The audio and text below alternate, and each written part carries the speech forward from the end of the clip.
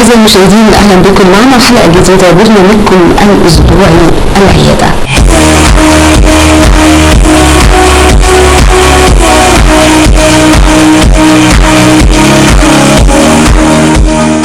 مجدي عبد المنعم، أهلا بيك. ايوب. وعندك كم سنة وأنت جاي من اسكندرية؟ أنت ولا من حتة؟ من اسكندرية. بتشتغل إيه؟ شغال في العياده.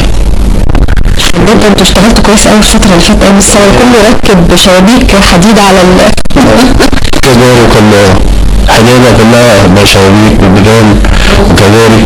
كنت شغل كتير الفترة اللي فاتت. سلام عليك بقى. احكي لي، انت في مشكلة عندك في الكبد؟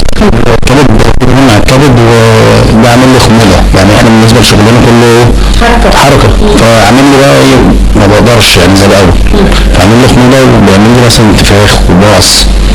خمولة ولا خمول؟ خمول برضه نغص في البطن وبيعمل لي انتفاخ. انت بقالك قد ايه؟ يعني عندك اعراض من فترة قد ايه؟ من فترة يعني حوالي سنة كده او اقل، بس كنت يعني مكبر من جيت للدكتور بقى ايه حولني يعني ايه، الدكتور بتاع الشركة حولني هنا، فالدكتور بتاع استاذ الجمال فحولني يعمل لي تحاليل وكده عشان يعرف ايه اللي انت بتقولي على الكبد. خمول ايه بقى؟ يعني انت على طول محتاج انك تنام؟ يعني حتى ساعة الغدا لما بنقعده بيبقى مثلا بنتغدى ونصلي، لا بيبقى الواحد قاعد بينام. البعض ابتدى معاك من سنة وحسيت ان هو زاد، عشان كده قلت لا لازم يجي الدكتور. ده اللي خلاني جيت للدكتور. لكن قبل كده ما كنتش، قلت يمكن تعب من الشغل وكده، لقيت العملية اتطورت معايا. ما فيش انتاج في الحالة النزالية دي يعني بروح يعني مثلا بنام بياكل لقمة كده، لكن بروح بلاقي نفسي بنام، يعني حتى لو قاعد كده بلاقي نفسي بنام على نفسي. طلب منك تحاليل؟ طلب مني تحاليل. لا ده لسه هو كاتبالي. لسه طلبها مني. في سكر، في كوليسترول، في قال لي في الحاجات دي ممكن تعمل معاك سكر، ممكن تعمل معاك ضغط، كاتب لي عليها. تأثير يعني تأثير معايا في حاجات تانية. سلام عليك، ألف سلام عليك.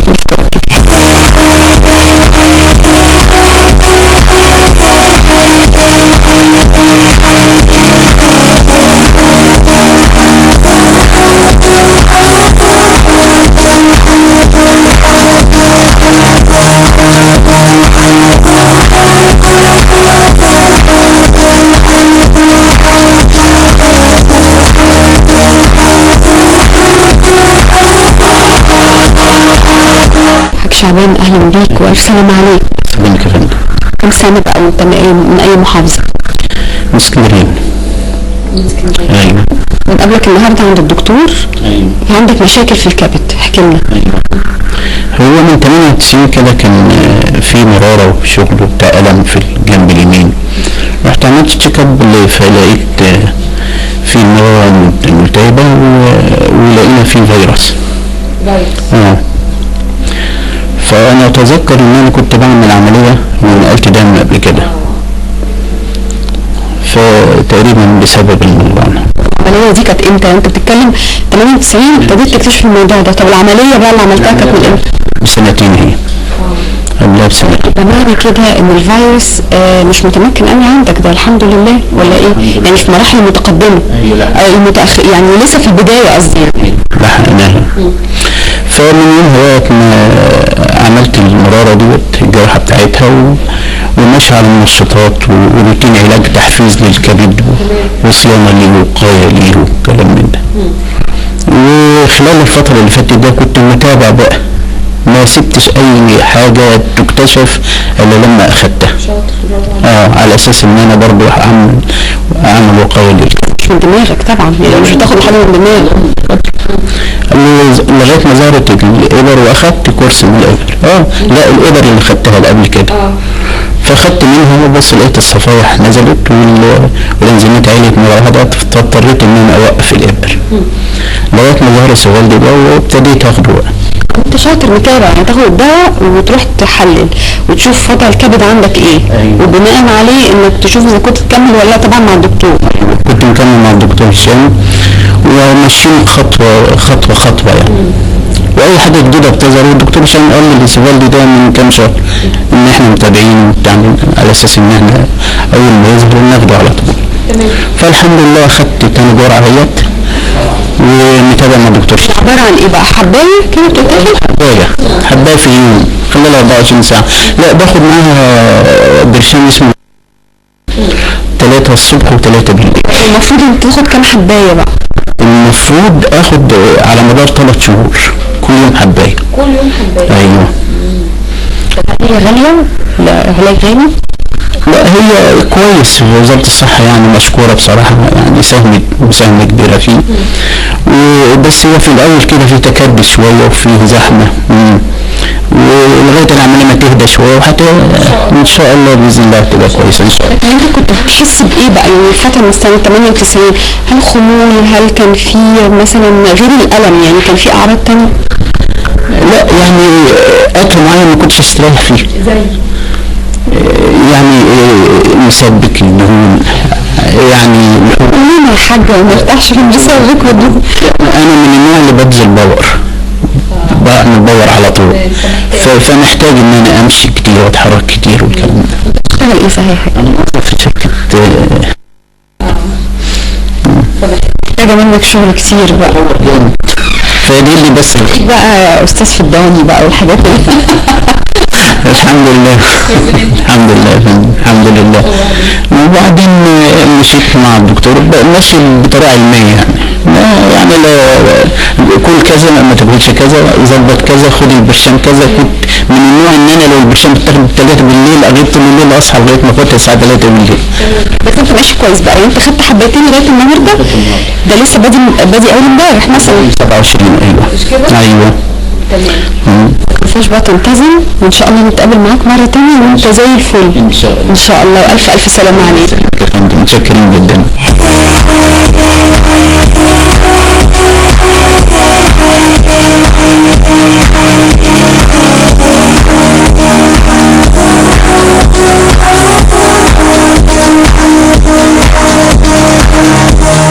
أعزائي المشاهدين، بعد ما استعرضنا مع حضراتكم الحالات وكل واحد اتكلم عن الحالة بتاعته واللي بيحس بيها والأعراض، وخلينا نتفق على حاجة ان الفكرة من هذا البرنامج ان احنا نتعلم من خبرات الآخرين أو تجارب الآخرين، بشرط ان يعني في بعض حاجات ممكن تفوت علينا. على سبيل المثال يعني زي حالة الخمول، حالة نوم، حد مش قادر يبذل مجهود ويعني بيقول يمكن اتحسن شويه، لا لما يتفرج على الحلقه دي هيقول لا انا لازم اتجه لدكتور وابتدي اعمل التحاليل واخد الاجراءات لانه واضح ان في مشكله. طيب هنتكلم بالتفاصيل عن الحالات النهارده، حاله استاذ مجدي وحاله الحاج شعبان. كل واحد منهم عنده مشكله على حده، ودكتور هشام ايوب استشاري امراض الكبد الحقيقه النهارده هيشرفنا في الدقائق القادمه نتكلم بتفاصيل اكتر عن هذه. اهلا بحضرتك دكتور. اهلا وسهلا فندم. يعني عاملين لك ازعاج في العياده بس يعني قد كده احنا بنحاول ان احنا نعمل توعيه للساده المشاهدين، خاصه ان احنا بنيجي نتكلم عن فيروس سي. فيروس سي مصر الحقيقه متصدره، يمكن عرش للاسف الشديد يعني عرش نسبه ارتفاع فيروس سي في بين السكان. قد ايه بقى بالارقام لو حضرتك عندك؟ فيروس سي مصر للاسف في المرتبه الاولى بنسبه حوالي 14.7%، يعني حوالي 15% من تعداد سكان مصر مصابين بفيروس سي. والنسب دي بتختلف من محافظه لمحافظه المدينه. يعني عندنا مثلا مدينه كفر الشيخ هي اكبر مدينه في العالم او اكبر رقعه في العالم فيها فيروس سي. المدن الساحليه والصحراويه بيقل فيها انتشار فيروس سي، ويمكن ده سببه كان في وقت من الاوقات انتشار حقن البلهارسيا، معسكرات التارتر ايميتيك اللي اخدوها المرضى زمان بالحقن الزجاجيه، هي دي اللي ساعدت في انتشار فيروس سي بهذه الكثافه في مصر. خلينا نقول في مكافحات شديده من قبل الاساتذه والاخصائيين في هذا المجال، نقدر نقول ان احنا يعني بالعاميه كده محلقين على المرض، ولا مثلا بنعالج 5 في السنه علشان في نفس السنه 10 يتصابوا؟ للاسف حضرتك بتتكلمي صح، ان احنا عندنا كل سنه حوالي 160 ألف مريض جديد. يعني احنا بنعالج حوالي مثلا في الدولة بمشاريعها بكله حوالي 90 ل 100 ألف مريض، بيجي لنا 160 ألف مريض جديد. يعني في حوالي 60 ألف مريض جديد كل سنة يضافوا على الموجودين، فده بيمثلوا عبء. يعني عشان كده احنا لازم نفكر في خطة قومية من أكثر من جهة تشترك في القضاء على فيروس سي. وعلى فكرة احنا مصر نجحت قبل كده في خطتين، يعني عندنا تجربتين سابقتين، تجربة شلل الأطفال وقدرنا فعلا ننجح فيه، والتجربة الكبيرة في مجال الكبد تجربة البلهارسيا وقدرنا برضو ننجح فيها. فعندنا أمل إن شاء الله إن احنا ننجح في القضاء على فيروس سي، وخصوصا ان دلوقتي الوعي بدأ يزيد، الأدوية الجديدة واللي هنتكلم عنها بدأت تتوافر وبدأت تبقى تحت ايدينا. احنا بنتكلم على نسبة الشفاء تقل كثيرا عن نسبة العدوى. أين القصور؟ يعني هل القصور فينا احنا كإعلاميين ان احنا ما بنعملش توعية بما فيه الكفاية، ولا هل القصور عندكم انتوا الأطباء في المستشفيات وزارة الصحة اللي ما فيش رعاية كفاية للمرض، ولا القصور عند العيان نفسه او الناس نفسها اللي هي ما عندهاش وعي ونقول لهم ما نقول لهمش موضوع نقل الدم مش في دماغهم، او ان هم زي الحالات اللي احنا سجلنا معاها قبل ما نسجل مع حضرتك تعبان وعنده خمول وسايب نفسه سنتين ثلاثه، انت مش تروح تشوف نفسك. يعني برضه حته الوعي الطبي مش موجود. المشكله فين يا دكتور؟ احنا لازم نحط ايدينا على المشكله عشان نعرف نحل. طبعا المشكله لها اكثر من عامل ومن جانب. مشكلة في الأطباء، مشكلة في المنشآت الصحية، مشكلة في المريض، مشكلة في الإعلام. مش مشكلة يعني مش مشكلة جهة واحدة، لكن لو هناخد مثلا مشكلة المنشآت الصحية، بعض المنشآت الصحية ما بتطبقش قواعد مكافحة العدوى على النحو المطلوب، فبيحصل قصور. ممرضة في العمليات، أطباء الأسنان، التعقيم، المشاكل ديت للأسف لا زالت موجودة، مش هنقدر ننكرها. الحاجة الثانية، بعض الأطباء وبالذات الأطباء اللي بيتعاملوا في مجال الدم زي الأسنان والجراحة بيبقوا لو ما طبقوش الوقاية برضو بيبقوا هم مصابين ومرضاهم مصابين. وهنقول مثال ان اطباء الاسنان 10 اضعاف الاشخاص العاديين في انتقال العدوى ليهم. يعني طبيب الاسنان معرض اكثر من الشخص العادي. كذلك بالنسبة للمرضى، احنا للاسف احيانا بيجي لنا مريض ويتعالج من فيروس سي ونفاجأ بعد سنة بعد يعني تمام الشفاء، مش الفيروس رجع، لا ده تم عدوته مرة جديدة. والنسبة دي للأسف بقت موجودة لأن الوعي الصحي عند المريض مش قوي. هو اتعادى من مثلا مصدر زي الحلاقة بيروح تاني يكرر نفس المشكلة، فدي مشكلة. كذلك الإعلام عليه دور قوي جدا جدا جدا.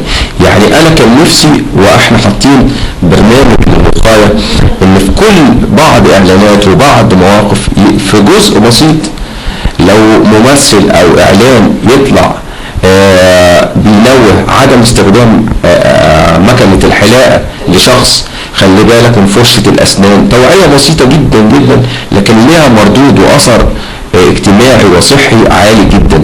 فالنقطة دي يا ريت نهتم بيها واحنا في مجال الإعلام. موجودة، يعني لا ننكر ان هي ده كان تنويه دايما بيتعاد كتير جدا، وبرضه لا ننكر ان احنا بقالنا فترة ما بنشوفوش. فلازم برضه يعني في موضوع كبير زي ده، موضوع انتشار فيروس سي، لازم يكون في تكاتف من كل الهيئات، تكاتف من كل الوزارات، بشرط ان احنا ننجو من هذا الخطر. انا بسميه خطر لانه هو له مردود سلبي جدا جدا على دخلنا القومي من كل ناحية. يعني من ناحية اولا اللي عنده فيروس سي ده ما بيقدرش يدي انتاج، بيبقى عبء على الدولة، بيبقى بيكلف الدولة فلوس مصاريف، صح كده؟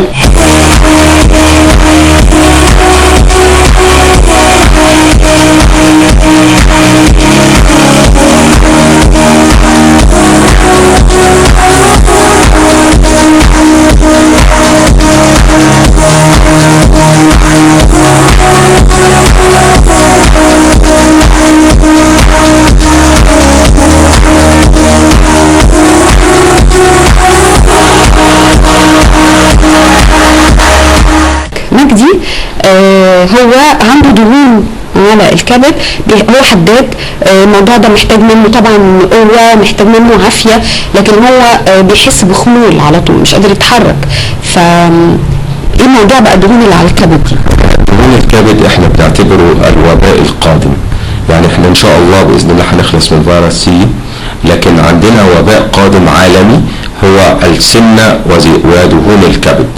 لان الناس بتبسط موضوع دهون الكبد، لكن دهون الكبد هي زياده نسبه الدهون في الكبد. الزياده دي على المدى البعيد بتعمل تليف وبتعمل نفس اثار وجود الفيروس. يعني دهون الكبد لا تقل خطورة عن الفيروسات الكبدية. الفرق المدى الزمني، يعني لو قلنا ان مريض الفيروس الكبدي بيجيله تليف في 10-20 سنة، ممكن دهون الكبد تعمل هذا التليف في فترة ازيد شوية، لكن في النهاية دهون الكبد مرض يسبب تليف الكبد، ورغم ان هو كده مرض انما سهل علاجه وسهل الوقاية منه. دهون الكبد ليها علاقة بالسمنة كعام؟ يعني شخص مثلا يبقى سمين كله فبالتالي بديهي جدا هو يكون عنده دهون على الكبد، ولا دهون الكبد ليها علاقة برضه بالسمنة في منطقة معينة في الجسم، ولا هي زي الكوليسترول ملهاش علاقة بالموضوع ده خالص؟ دهون الكبد مرتبطة طبعا بالسمنة. هنقول معظم السمناء عندهم دهون كبد، فلازم نبقى عارفين لان هي السمنه عباره عن ايه؟ زياده الدهون في الجسم كله، والكبد جزء من الجسم فهيجيله الدهون. طيب لو في بقى في البطن بس دهون، يبقى بنسبه حوالي 100% الشخص ده عنده دهون كبد. يعني اي واحد سواء عنده سمنه او دهون في الكبد بيبقى، او دهون في البطن، بيبقى عنده دهون في الكبد. بعض امراض بيبقى بيصاحبها دهون في الكبد زي امراض السكر. مرضى السكر بيبقوا اكثر عرضة لدهون الكبد. المرضى اللي بياخدوا بعض ادوية زي الهرمونات والكورتيزون بيصاحبهم دهون الكبد. دهون الكبد، الناس اللي هي سمينة والناس اللي عندها دهون على البطن، هل تقدر تلحق نفسها تخس؟ المشكلة هتتحل، ولا الموضوع محتاج لا عقاقير، محتاج مثلا عمليات؟ وفي سؤال تاني، طيب لو احنا عملنا شفط على دهون من منطقة البطن، هل بتختفي مشكلة دهون الكبد؟ دهون الكبد يعني في حاجة حلوة قوي، ان اول حاجة لما بخس اول حاجة بتروح هي دهون الكبد. فدهون الكبد سهلة جدا علاجها. وعايزين نعرف حاجة مهمة جدا، ان لو احنا بنقول علاج دهون الكبد 90% من علاج دهون الكبد في ايد المريض في صورة الرياضة والتخسيس والتغذية، و10% او اقل دور الادوية. فاحنا ما نعتمدش على الادوية بصورة كبيرة. دايما المريض عايز ياخد دواء يخف بيه من دهون الكبد، لكن هي 90% على مجهوده. لازم اخس، لازم اظبط اكلي. طيب هو كان السؤال يا ترى اخس قد ايه وبقوة؟ احنا اكتشفنا ان الكبد يتحمل حوالي 3 كيلو في الشهر تخسيس. فاحنا بنقول لاي حد بيتعالج خس 3 كيلو في الشهر مش اكتر. ليه يا دكتور؟ لان اذا زاد نسبة معدل التخسيس عن 3-4 كيلو 5 كيلو بدأنا نخش زيادة. الزيادة دي بتروح كل دهون الجسم على الكبد مرة واحدة، ما بيقدرش يتخلص، فبتزداد حدة دهون الكبد وبيزداد تعرضه للدهون بشكل اكتر، ودهون بتبقى نشط، ويضاف اليها تكوين حصوات في المرارة. يعني هو بيخس فيفاجأ انه زاد عنده الدهون وبقى عنده حصوات في المرارة. علشان برضه انا عايزه اقف عند جزئيه دهون الكبد. ليه بقى؟ لان المصريين سمان بيحبوا الاكل، و يعني طبيعه اكلهم مش صحيه للاسف الشديد. طب ازاي نطمن على نفسنا؟ هل في تحاليل معينه بتبين لنا مؤشر ان يعني او هتدي لنا نسبه الدهون على الكبد؟ تحاليل سهله انها تتعمل؟ في عموما اولا طالما انا وزني بدأ يزيد، بدأت احس بارهاق، لازم اتوجه للطبيب عشان يعني يعمل عليا تشيك اب، فحص. في بعض تحاليل اتاكد ان انا الاول ما عنديش فيروسات كبديه. انزيمات الكبد بتديني مؤشر لبدايه دهون الكبد، ثم موجات صوتيه بنشوف حجم الكبد وبنشوف لونه. بنقدر نتوقع وجود دهون الكبد. في اجهزه كمان حديثه بتبدا تقول لنا والله في دهون كبد ونسبتها كام، زي الجهاز الفايبروسكان والستيتوسكان. دي من الاجهزه الحديثه اللي بتقدر تدينا درجه تليف ودرجه وجود دهون الكبد. حالة مجدي دهون على الكبد، محتاج، هو كان مليان شوية، محتاج ان هو يخس حبتين، محتاج ان هو يظبط اكله ويبقى زي الفل، مش كده؟ هو برضه في حاجة مهمة جدا، معظم العمال والناس اللي بتاخد ورديات للأسف بيرجع من الوردية بالليل وبيرجع ياكل كل أكل اليوم في وجبة العشاء وينام على طول. ودي أخطر حاجة، ودي رسالة بحب أوجهها لكل الناس. وجبة العشاء تبقى خفيفة، ولازم نسيب ساعتين قبل النوم، لأن الأكل ما بيتهضمش، بيتحول كله لدهون وبيروح لدهون الكبد. يبقى الشخص بيمارس نشاط زي مجدي مثلا، عامل حداد، بيبذل مجهود شاق جدا وبيعمل طاقة كبيرة جدا، فهو بيحاول يعوضها انه ياكل كتير، بس بياكل في توقيت خطأ بكميات خطأ وينام وراه، فبيجيله الدهون. دي معلومة كويسة ان الشعب المصري كله بيجي الدغري من الشغل يتغدى وينام، فتلاقي الكرش طالع كده قدام. عم شعبان يعني هيخلينا نتطرق لموضوع هام جدا وهو عقار سوفالدي الجديد.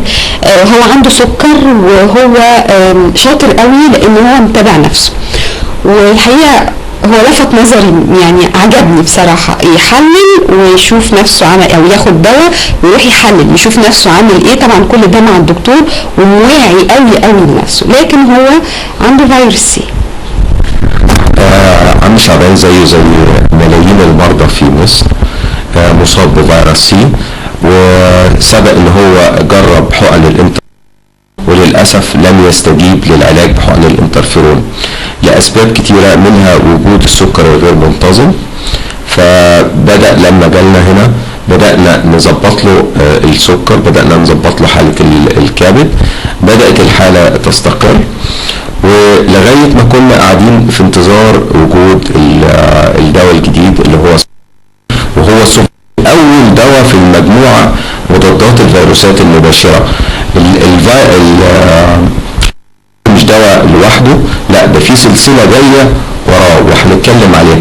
لكن بالنسبة لعم شعبان لما دخلناه في المشروع ودخل في مشروع العلاج الجديد، وتحاليله توافقت مع المطالب والتحاليل اللي طالباها اللجنة العليا لمكافحة الفيروسات الكبدية، برضو كان نصيبه حظه كويس، قدر ياخد في اول مجموعة، وهو بدأ دلوقتي ماشي وحالته كويسة جدا ومستجيب في المراحل الاولى. بتكلم كان على سوفالدي 3 شهور كل يوم حباية. هي يعني اتجرب قبل كده جاب نتائج ايجابيه؟ ده سؤال. السؤال الثاني، هل هو صالح لكل مرضى فيروس سي، ولا يعني في ناس تانية يقول لا ما ينفعش انتوا؟ بالنسبه للعقار الجديد اللي هو واحد من المجموعه الجديده اللي هو سوفوسبوفير المعروف باسم، ده دواء ممتاز جدا، تم عليه حوالي 4 سنين تجارب. التجارب دي تمت في امريكا وتمت في مصر وتمت على عيانين في مصر باشراف المعهد القومي للكبد. يعني في عيانين مصريين اشتركوا في الابحاث سواء في امريكا او سواء في مصر. الدواء مجرب، الدواء امن، الدواء بيباع في الصيدليات العالميه فموجود، يعني فمفيش مشكله في الدواء. الدواء طبعا زي اي دواء لازم له شروط لاستخدامه. احنا العقار الجديد ما يستخدمش لوحده، يعني ما ينفعش عيان فيروس سي ياخد السوفالدي لوحده، لازم بيتاخد مع دواء تاني. الدواء التاني ده ممكن يكون وربع بين الحقن بس المدة قصيرة، لان استخدامه مع الحقن اثبت انه بيجيب نتائج يعني هايله جدا، بتقارب 95% نجاح. في الحالات اللي لا يصلح لها بدأنا نستخدم زي عم شعبان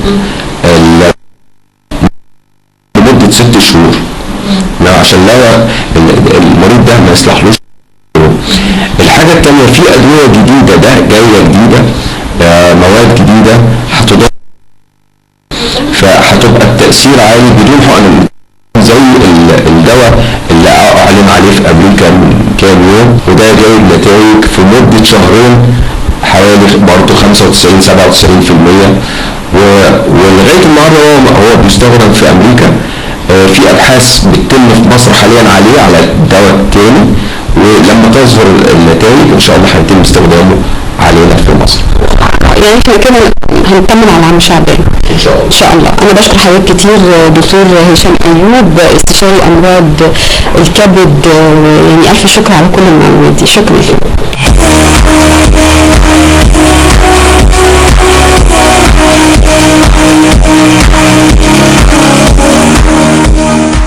بكده اعزائي المشاهدين نكون وصلنا لنهايه حلقتنا النهارده. بشكركم على حسن المتابعه، الى ان نعود ونلتقي بحلقه قادمه. لكم من اسره البرنامج ارق التحيات، وتحيا مصر.